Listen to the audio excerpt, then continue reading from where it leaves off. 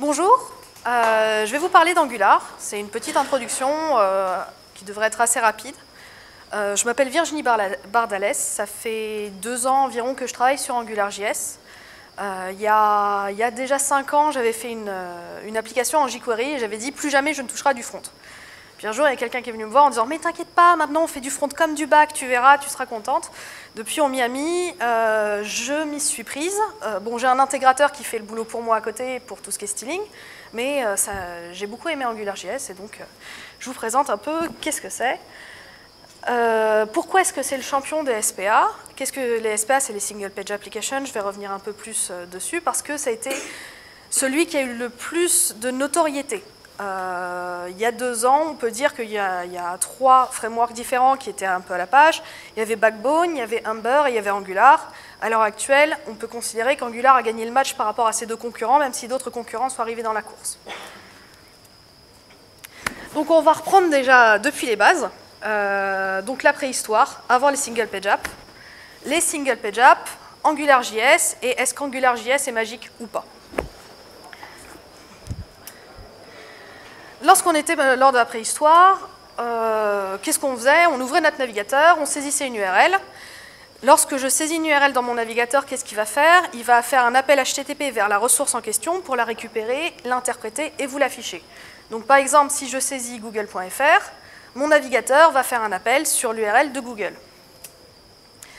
Mon browser fait cet appel, il tombe sur le DNS auprès duquel il est enregistré. Ce DNS va commencer à l'aiguiller vers des sous-DNS qui vont lui permettre d'arriver jusqu'à l'IP correspondant à la machine où la ressource va être servie. Donc en l'occurrence, l'IP correspondant aux machines de Google. Et à partir de cette machine, on va tomber sur un serveur ou sur éventuellement un multiplexeur qui va nous amener à un serveur. Ce serveur va nous générer une ressource qui est soit statique, soit dynamique. Dynamique, par exemple, si elle est générée à partir de Java ou de PHP ou de JavaScript. Statique, si c'est une ressource qui est uniquement un fichier servi, donc qui ne bouge pas en fonction de la requête. Et c'est ainsi que j'obtiens ma ressource de google.fr, donc get, c'est-à-dire je veux la récupérer, de préférence du HTML.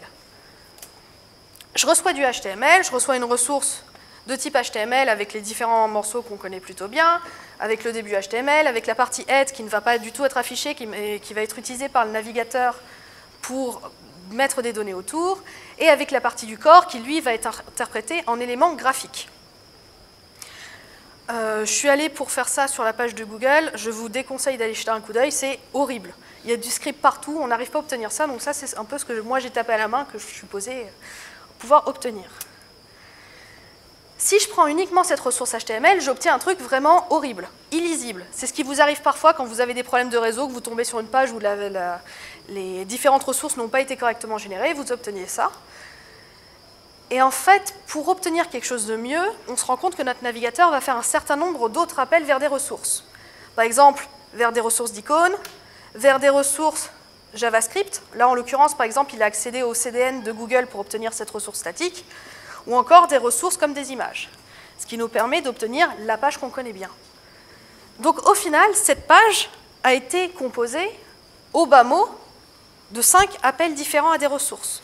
Donc chacun de ces appels va accéder au DNS, va accéder au sous-DNS, va encore accéder au sous-DNS, va arriver à l'IP, va demander au serveur de générer une page de manière dynamique ou statique qui va nous être retournée au niveau du navigateur et qui va être intégrée dans le HTML pour chaque ressource.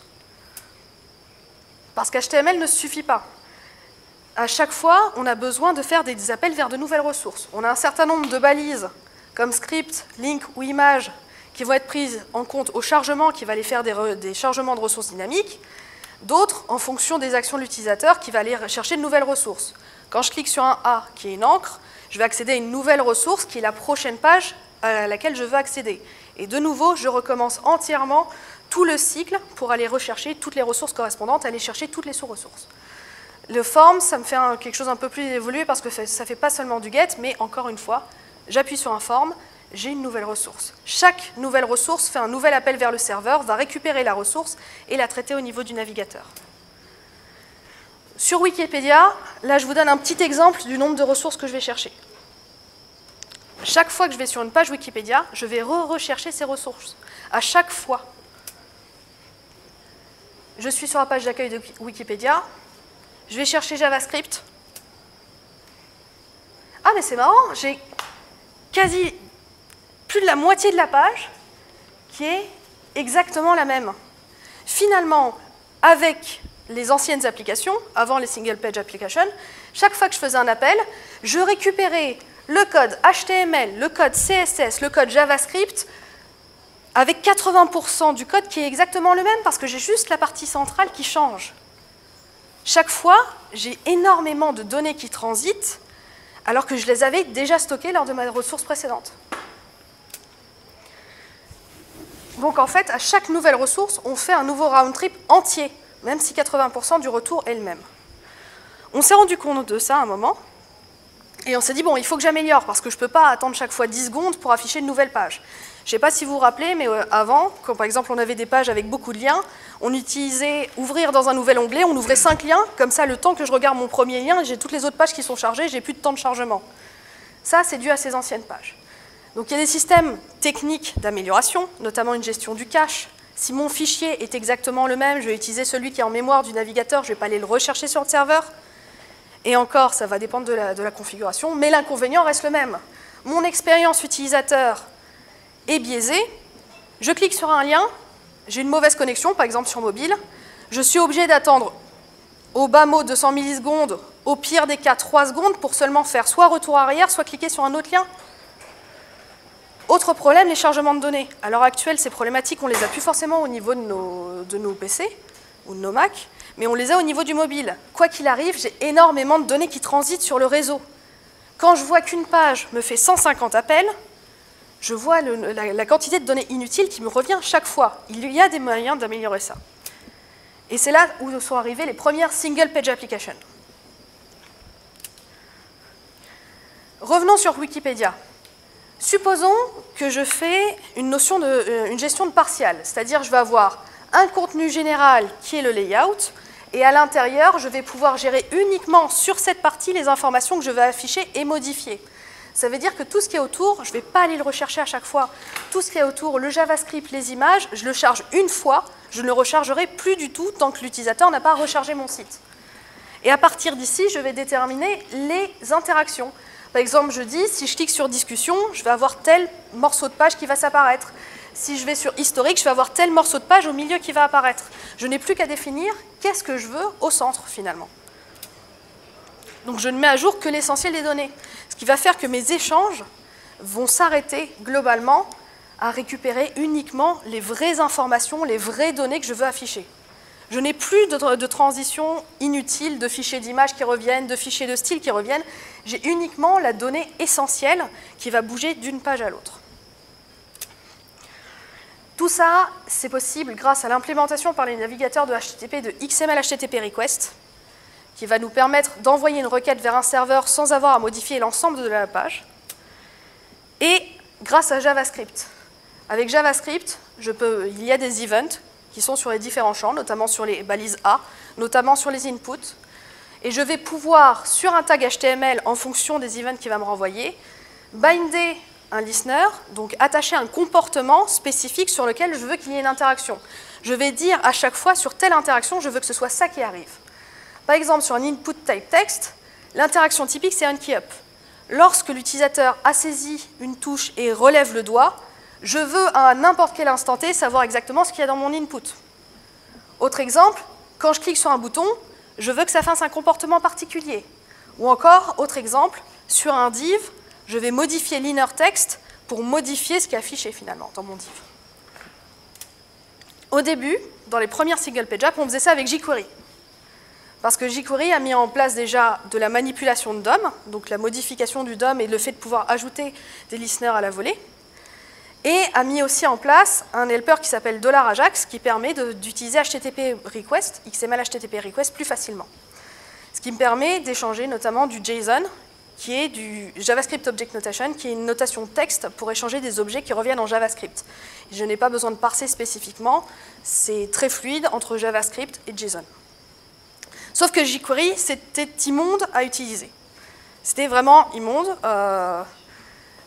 Je suis arrivée, je crois, à une application qui avait 4 pages. Je me suis retirée du projet. Il n'y avait pas moyen, il fallait gérer toutes les autres bindings, toutes les ressources. C'était vraiment encore très bas niveau, mais c'était les précurseurs. Suite à ça, Backbone.js est arrivé. Le problème de jQuery, c'est qu'on n'avait pas de structure réelle. Il manquait une structuration. Les gens qui utilisaient du jQuery, en gros, ils faisaient ça un peu sous la jambe. C'était pas vraiment des pros, c'était l'équipe front, et c'était des gens un peu bizarres qu'on mettait dans un coin. À partir de ce moment-là, on a commencé à se dire qu'en fait, on pouvait mettre une structure. JavaScript, c'était pas que pour faire clignoter des gifs. Il y avait moyen de faire des trucs bien avec, et ils ont commencé à faire les premières, la structuration, et à professionnaliser JavaScript au niveau du front. Parce qu'au niveau du back, de toute façon, avec Node.js, c'était déjà pro. Mais bon. Sauf que Angular, fallait encore continuer à tout faire à la main.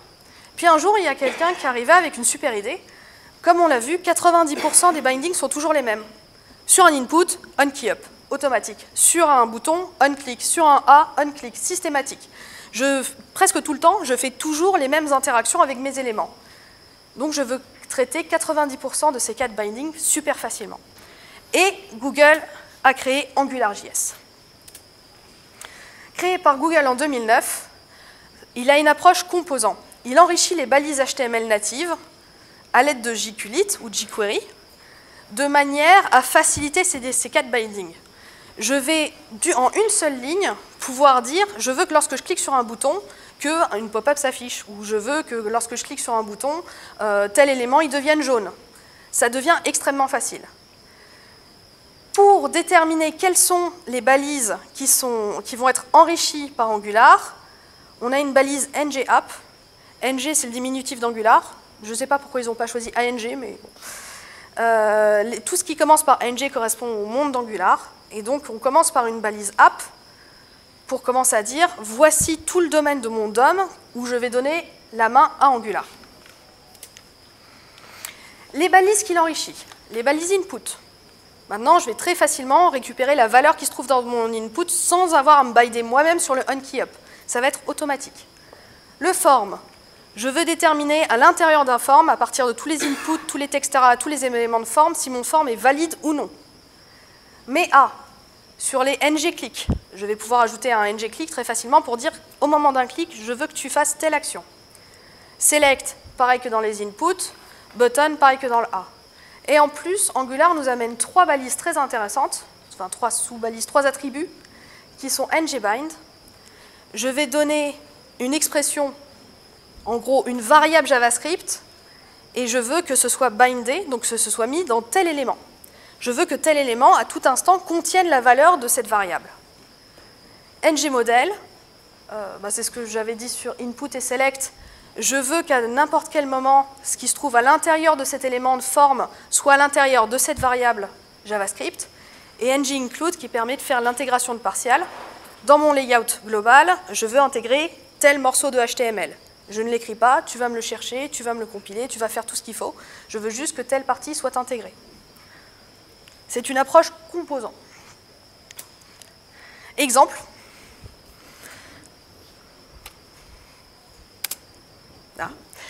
Exemple, j'ai bien mon ng-app là-bas, donc je dis que tout ce qui est à l'intérieur de ce div est géré par Angular. Je lui dis à l'initialisation que ma variable JavaScript myTestValue est égale à loveAngular. J'ai un input sur lequel j'ai mis un ngModel où je dis je veux que la valeur de l'input soit systématiquement trouvable dans myTestValue. Ouh, je me suis plantée. Bon, c'est un détail. J'ai un ngBind qui va prendre en compte une expression. L'expression, c'est pas tout à fait du JavaScript, c'est un DML, un Data Manipulation Language, qui a été écrit par Angular, qui va me permettre de faire des expressions un peu plus évoluées que juste du JavaScript. Notamment, ici, c'est un filtre. C'est en train de dire, je veux que tu transformes cet objet en JSON et que tu me l'affiches à l'intérieur de ce P. Non, c'est au-dessus, j'ai enlevé le bind. Non, pas avec ngBind. En fait, ici, normalement, j'aurais dû avoir moustache, moustache, myTestValue, moustache, moustache. J'ai fait un copier-coller. Et le bouton, je veux que lorsque je clique, myTestValue devient magie. Test.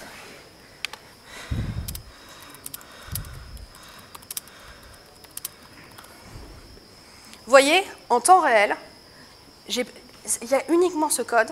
Ça a tout fait tout seul de manière à tout ce que je mets dans mon input soit directement retranscrit ici et ici. Je clique sur mon bouton tout se met instantanément à jour. Et ça fait partie de la magie Angular. La première fois qu'on voit ça, il y a quand même un certain effet waouh, en tout cas c'était le cas il y a 3 ans. Et c'est grâce au Double Data Binding. Mais qu'est-ce que le Double Data Binding?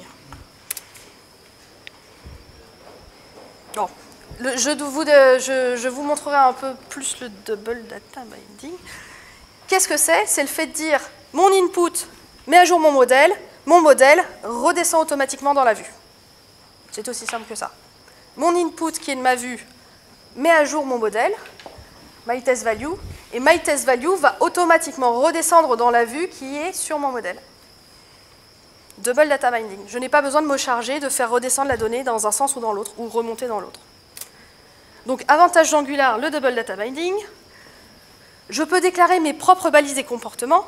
Là, en l'occurrence, vous avez vu pour les comportements que je lui ai dit quelque chose de très simple. Je veux que tu cliques sur le bouton, que ça modifie la valeur de ma variable. Je peux faire des comportements bien plus avancés. Et surtout, je peux créer mes propres balises à l'aide des directives. Notamment, je peux créer une balise button A. Et si j'intègre button A, ça va être exactement ma balise avec le comportement que je lui ai demandé. On a accès aussi à quelques bibliothèques génériques, comme $HTTP qui permet de faire des appels HTTP, $Q qui permet de faire des promesses. Et surtout, il y a une grosse communauté et énormément de modules qui ont été écrits par la communauté autour d'Angular. Et tout ça, je peux les utiliser dans quel cas? Grâce au moteur d'injection de dépendance d'Angular. Il va gérer entièrement tout seul l'injection des dépendances. Je vais lui dire, par exemple, je veux $Q. À lui de se charger d'instancier tout ce qu'il faut pour que $Q soit instancié pour me le donner dans mon élément. On a vu que c'était assez magique. Rentrons un peu dans le détail de qu'est-ce que ça fait exactement en fait. Première phase dans Angular, sur les 2 phases, le bootstrap. Au chargement de l'application, Angular prend la main et charge ses différents composants de définition. Qu'est-ce que les composants de définition? C'est notamment les modules. Le module pour Angular, c'est une application. La config, où je vais pouvoir configurer les différents autres modules que je vais utiliser. Le run, qui va se lancer dès que l'application est prête à se lancer.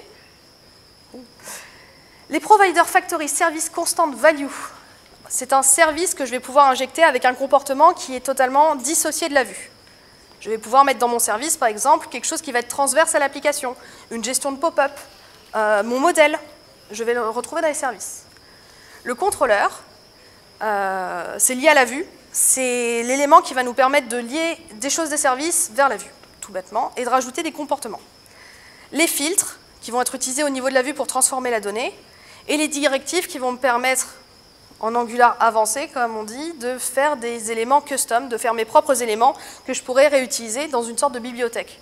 Au début, je vais avoir juste Angular, je vais commencer à faire mon application, je vais dire « Ah, tiens, cet élément-là, il est bien, j'aimerais bien le généraliser et l'utiliser quand je veux. » Je vais en faire une directive, ce qui fait que mon composant va être disponible pour n'importe quelle autre application qui utiliserait cette balise HTML. Lors du bootstrap, Angular passe sur toutes les balises, les siennes ou les natives, donc celles que j'ai déclarées en plus ou celles de base, et crée les différents bindings et scopes de données. Donc les bindings, c'est les onKeyUp, les onClick dont on parlait tout à l'heure, et les scopes de données, pour éviter d'avoir des problèmes de scope, parce que le problème dans la plupart des applications, c'est le nommage. On se retrouve très vite, je prends un module externe, je le mets dans mon code, je me retrouve à avoir des variables écrasées parce qu'on a le même nom ou quoi que ce soit. Angular gère des scopes de données. Par exemple, je reprends un HTML, j'ai mon NGApp, et j'ai créé plein de balises custom B1, B2, B3, B4 et B5. Au début, Angular va se charger de créer mon root scope, c'est-à-dire le scope disponible dans toute l'application où que je sois. C'est tout le scope qui se trouve à l'intérieur de NGApp. Et ensuite, il va commencer à descendre. Il va commencer à descendre sur B1. B1 va avoir son propre scope de données, ce qui fait que B1 ne va pas pouvoir modifier les choses de NGApp, sauf si je le veux, si je le souhaite explicitement. Je descends, il va continuer à faire son scope sur B3. Non, il va se rendre compte que B2 a un enfant B3, il va descendre sur B3. B3 n'a pas d'enfant, il va créer son scope. Il va créer le scope du frère de B3. Il va remonter sur B2, créer le scope de B2, remonter sur B1, créer le scope de B1. Non, B2 ? Bref. de B5, et ensuite il remonte sur B1 pour créer son propre scope. Chaque balise va avoir son propre scope de données. Les données ne peuvent pas être en collision. Et enfin, le run. Une fois que tous mes bindings sont mis, c'est-à-dire que toutes mes interactions sont en place, une fois que tous mes scopes de données sont créés, il reste la phase de run, le moment où je vais lancer effectivement les blocs, éventuellement aller chercher mes données HTTP, éventuellement commencer à afficher des choses dans ma vue.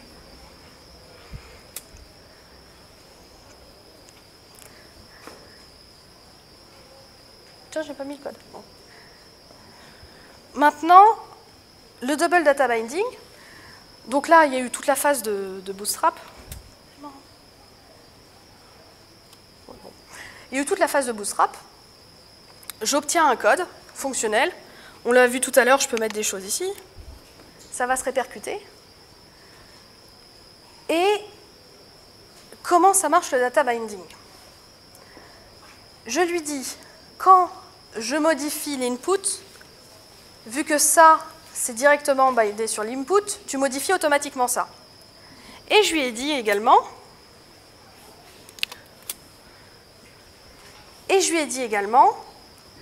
dans mon scope correspondant à toute mon application, je veux que lorsque ma valeur bouge, tu mettes à jour la date. Et ici, normalement, c'est ma date qui s'affiche. Donc, de plus, quand je clique sur le bouton, je veux que tu modifies là-bas.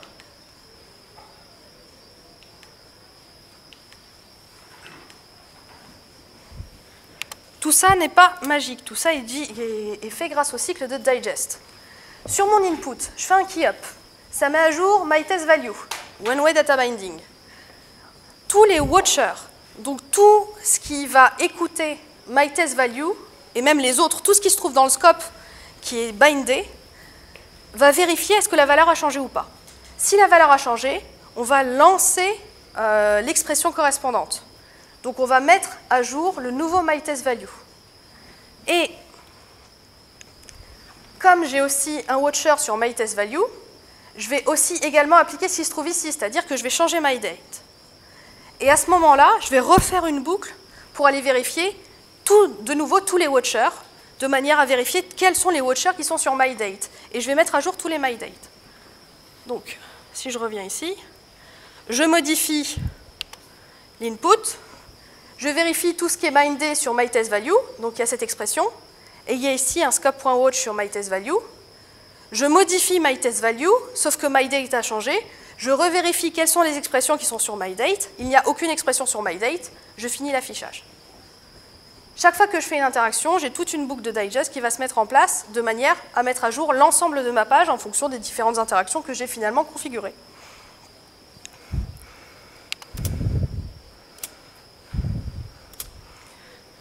Tout ça est grâce notamment aux méthodes watch. Angular a mis en place plein de watchers dans tous les sens qui me permettent systématiquement de dire en fonction de ça, je veux qu'il y ait ça qui bouge, et en fonction de ça, finalement, la définition des interactions est uniquement basée sur $watch. Là, on a vu que $watch, ça marche sur une expression contenant une variable. $watch est aussi une version pour les objets et une version pour les collections. Je peux très bien dire, si ma collection bouge, je veux que tu lances tel ou tel traitement. Ce qui se trouve à l'intérieur, finalement, le fait d'aller comprendre ça en profondeur, bon là, en l'occurrence, je suis passée très vite, mais ça reste quelque chose d'assez complexe et qu'il faut parfois garder à l'esprit dans une application, parce que sinon, on se retrouve avec une application qui est incapable de stabiliser. J'ai un truc qui bouge, j'ai tout le reste qui bouge, qui refait bouger le premier truc, et je tombe facilement dans des boucles infinies. Ce système de watch est bien, mais est coûteux en performance, et c'est une des raisons pour lesquelles Angular est en train de perdre sa primauté en termes de framework single page app. On tombe assez vite, finalement, dans ses limites. Quelles sont ces limites? La balise ngapp, d'accord, mais à la base, ils ont créé Angular de manière à ce qu'on utilise potentiellement plusieurs applications dans une seule page web. Dans les faits, ils n'ont pas pensé à prendre la page web en tant qu'application seule, en fait, à considérer juste la page web, c'est une application. Donc il y a cette manière de penser ngapp qui est déjà partie dans le mauvais sens. Ensuite, il y a ces problèmes de phase de bootstrap puis run. Supposons que je veuille gérer de la modularité. À la demande, je veux dire, je veux charger telle partie d'une application, comme ça, juste sur un clic utilisateur. Hop, je coche une case. Je veux, par exemple, rajouter un menu, je veux rajouter une application. Un peu comme on a pu voir juste avant sur la conférence Electron. Je veux que sur un clic, il y ait 3 fenêtres qui s'ouvrent. Ça, c'est assez mal géré par Angular, parce qu'il est quand même sur un socle assez monolithique. Une fois que le bootstrap est fini, je ne peux plus configurer, je ne peux plus rajouter de comportement. Le comportement est figé. Ou en tout cas, si je cherche à le faire, j'arrive dans d'autres problématiques beaucoup plus complexes. Le coût d'entrée, là, on a vu la version assez simple. Après, il faut un peu jouer avec de manière à s'habituer. Il y a toute une API qu'il faut au moins lire une fois pour la connaître. Le coût d'entrée à Angular est connu comme étant assez élevé. Je vais avoir l'impression de bien connaître, je vais tomber sur des problèmes, je vais m'améliorer et ainsi de suite. Aujourd'hui, avec 2 ans d'expérience, je ne considère toujours pas connaître parfaitement Angular. Et je connais bien plus de gens qui connaissent bien mieux et qui pourtant ont d'autres problèmes avec Angular qu'ils n'arrivent toujours pas à résoudre. Donc trouver un bon dev Angular formé à l'heure actuelle, c'est quelque chose de difficile. Et je pense que toutes les entreprises qui sont à côté pourront vous dire la même chose. On a quelques problèmes sur les performances. J'enclenche une modification, j'ai tous les watchers qui se lancent. Ça va quand j'en ai 100, ça va quand j'en ai 1000, ça commence à râler quand j'en ai 10 000, ça commence à râler vraiment quand j'en ai 100 000, je commence à avoir une page qui se met à jour au bout de 2-3 secondes. Ce ne sont pas des performances à l'heure actuelle acceptables en dehors des applications de back-office. C'est une des raisons pour lesquelles Angular à l'heure actuelle est considéré comme, même s'il est bien, il n'est pas fait pour des applications extrêmement réactives à l'utilisateur. Et à ce moment-là, on va utiliser d'autres frameworks. Angular reste assez jeune. Finalement, il a quoi? Il est peut-être de 2009, mais assez peu de grosses entreprises l'ont mis en production, ce qui fait que la plupart des grosses entreprises attendent d'avoir le retour d'autres entreprises pour pouvoir se décider à se lancer sur les single page apps. On a ce problème, pas seulement sur Angular, mais sur toutes les single page apps, le fait de ne pas encore avoir réellement de retour vis-à-vis des utilisateurs. Est-ce qu'ils se sentent mieux sur des single page apps? Est-ce qu'ils préfèrent des applications monolithiques comme avant? Ce qui fait que les entreprises ont un peu de mal, en tout cas les grosses entreprises, à se lancer sur ce terrain, beaucoup plus que les PME qui pourront se permettre ou pas de se lancer là-dessus. Et enfin, il y a des problèmes de référencement. À l'heure actuelle, tous les crawlers de recherche sont très mauvais pour gérer du JavaScript. Ce qui fait que ma page, si je prends juste le HTML, au début, il n'y a rien de chargé, je n'ai pas injecté mon partial dans mon layout, j'ai presque rien dans ma page, mon crawler ne peut rien voir. À l'heure actuelle, il y a quelques problèmes vis-à-vis du référencement pour les single page apps. C'est la raison, alors que c'est génial, pour laquelle ça n'a pas encore totalement remplacé les applications statiques à l'ancienne. Et ensuite, je ne sais pas si vous êtes au courant, mais Angular 1, on a annoncé la fin de la maintenance par les équipes Angular en 2018, parce qu'Angular 2 arrive. Moi, je trouve que c'est dommage. Il y a eu un couac de communication. Ils n'auraient jamais dû faire cette communication. Donc tout le monde a tendance à dire qu'Angular est mort. Non, je ne suis pas d'accord. Angular n'est pas mort. Angular sert dans certains use cases, mais pas dans tous. Il a clairement gagné sur les autres frameworks de single page app, en tout cas pour moi et vu les Google Trends, sur Ember et sur Backbone. Néanmoins, il y a d'autres personnes qui arrivent. Il y a Aurelia.io, il y a Angular 2, il y a React. Pour moi, il y a une question à l'heure actuelle, lorsqu'on cherche à se lancer sur une nouvelle web app, d'effet de mode. Je ne pense pas que React soit réellement un effet de mode. Je pense que pour l'instant, on essaie de l'utiliser partout, tout le temps, alors que ce n'est pas son but. Angular 1 marche très bien sur un certain type d'application. Sur les applications de back-office, ça permet d'aller très vite, ça fait du CRUD très vite, ça gère très bien les modèles. Tant qu'il n'y a pas énormément de comportements utilisateurs qui clignotent dans tous les sens, qui font 18 000 trucs, Angular marche très bien. Pour des choses plus complexes, effectivement, allez voir React. Angular 2 n'est pas sec. Angular 2 a fait pour moi une erreur, c'est celle de mettre en place du TypeScript, qui est un sous-set de JavaScript qui va permettre d'écrire en objet, donc un peu plus comme des langages comme Java ou .NET. Pour moi, ce n'est pas du JavaScript, donc je suis clairement allergique à Angular 2 et je ne me vois pas en faire. Aurelia.io, tout le monde m'a dit que ça comblait les défauts d'Angular 1, ça prend en compte de l'ES6, donc la future évolution du langage de JavaScript. Il me reste à tester, mais je suis bien avec Angular, j'ai mis du temps à le maîtriser. Je vois que le nombre de missions commence déjà à diminuer au profit d'autres frameworks avec chacun qui se dit « Ah mince, j'essaie de miser sur l'avenir, c'est quoi ?» Parce que ceux qui ont misé sur Silverlight il y a quelques années se sont cassés la gueule, tout le monde essaie de ne pas faire la même chose avec Angular. Moi, je l'aime bien. Ça, en tant que dev, j'arrive à développer des applications rapidement qui sont maintenables. Je trouve qu'on lui en demande beaucoup à ce petit Angular. Effectivement, il commence à se faire vieux, mais de là à le mettre à la casse.